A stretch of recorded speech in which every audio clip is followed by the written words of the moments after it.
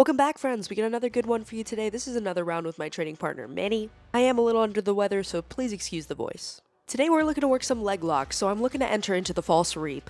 I start in a bit of reverse de la Hiva. I look to hold my two hands together and lace my top leg all the way over and in between Manny's legs. I try and spin under at first, but then I drive my leg forward and Manny starts to fall. I immediately look to go for the heel hook and I get the tap. Once again, I did not actually have the heel hook, but more just a concept of a heel hook and Manny taps. But it's better safe than sorry. So we immediately look to restart the round, and I go to pull guard again. I really liked how the false reap felt the first time, so I thought maybe I would try again. I start my reverse de la Hiva here, and I look for the opportunity to start creating space so I can throw my leg over. But since Manny's more aware of the threat this time, I opt to try and go for a wrestle up instead. I start to open up his knees and control his back. I'm looking to get up on my two knees and wrestle up, but Manny sits back instead, and then we end up in a bit of a scramble. I take this opportunity to try and come on top, and I'm able to successfully come on top, so now I'm looking to pass. Lately, Manny's been playing a bit more guard with me as he's trying to develop some new skills. He knows my passing game very well, so he's often able to take advantage of my mistakes. Here, Manny has an overhook on my right arm, which I should be addressing, but I'm not. He also has butterfly hooks in, so in order to pass, I'm trying to step over that knee and put some pressure on him.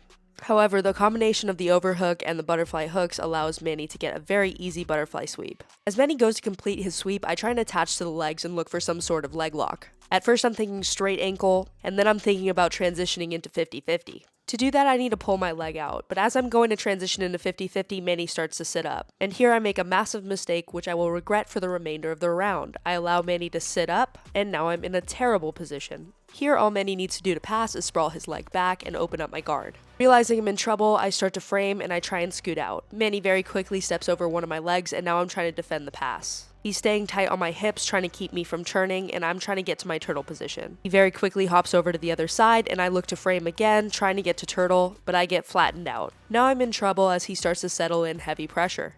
Manny starts to put a good amount of pressure on me with his crossface here, and he's looking to transition into his knee on belly. So he brings his hips high, he starts to put his knee on my belly, and he looks to slide all the way through. He keeps his foot hooking my hip because he knows that as he tries to slide that foot out, I'm going to try and lock up a quarter guard.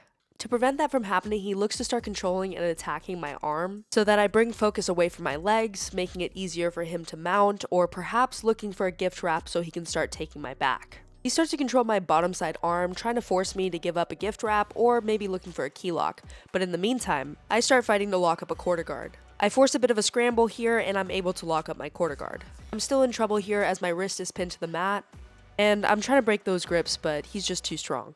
As I look to defend with my topside arm, he goes to attack the gift wrap. Now he's looking to find the right angle to bring his knee close to my head and sit all the way back for a back take. He's able to sit through, and I'm doing my best to try and stop him from getting his second hook in. Meanwhile, he's trying to force that hook in, so he starts stepping on my hip, looking to throw the leg all the way over my arm, and eventually he is able to get that second hook in. I briefly try and throw the hook off, but he's able to lock up a body triangle, and now I'm in big trouble. If you've ever been stuck in a very tight body triangle, you know it is not fun to be here. The only thing you can think about is how the heck you're gonna escape. I start with a little bit of hand fighting, trying to stop him from getting under my neck, and in the meantime I'm thinking about ways I can get my back to the mat so I can start sliding out. I bring him over to the side and I look to pull his arm over my head so I can slide my back to the mat, but in the meantime he starts to get that hand underneath my chin, and he's looking to trap my arm. If you guys can see, I'm controlling his hand by grabbing his four fingers. I find that this is way more effective than controlling the wrist, and that's why I often prefer this grip. I see the opening to try and get my back to the mat, but Manny uses his hook to start opening my hips back to the other side. I end up in the center and I start looking to bridge my weight back towards Manny so that I can try and force him back to the side again. He once again locks up that body triangle really tight, and as I try to bring him over to the side, he looks to go for an armbar. He locks up a Kimura grip and looks to make the transition. Now my only thought here is how I can get my back to the mat without giving up the armbar. So I start holding my two hands together and trying to slide my back to the mat, hoping that as he goes to throw the leg over, I can slide my elbow to the mat, but instead he opts to pull me back into back control, and now I'm trying to fight to not let him get his second hook in. In the meantime, he's not being very nice to me at all. He starts once again looking to get under the chin to threaten a choke so that he can try and bring his second hook over. I'm still trying to hand fight and keep my hips high so that he can't bring his second hook over, but he starts to slowly climb and wedge his foot in. As a Hail Mary, I try and go for a little bit of a foot lock, but Manny quickly pulls his foot out. Now I gotta go through the same process of trying to clear his hooks, trying to slide my back to the mat, all while defending my neck. I start looking to turn into him to try and escape the back, but as I go to switch my hips, he locks up the body triangle again. And when I start to try to use my right arm to defend, he does something really interesting. He puts his own hand behind his head to block my arm. You can't see, but the other arm is actually trapped too because he's holding on to that one. And in the meantime, I'm once again trying to footlock him, so I step over his body triangle, and I'm looking to start bridging into that foot. Now, sometimes you can get the tap from this, but most of the time what I find is it just makes the body triangle tighter and more uncomfortable for me. But that's not going to stop me from trying anyways, so I spend the remainder of this round trying to footlock him while at the same time trying to defend the choke. Did I get the footlock? No, I did not. But was he able to finish the choke? No, he was not. So at the end of the day, who's really winning? The answer, not me, because I just spent 5 minutes suffering in Manny's back control.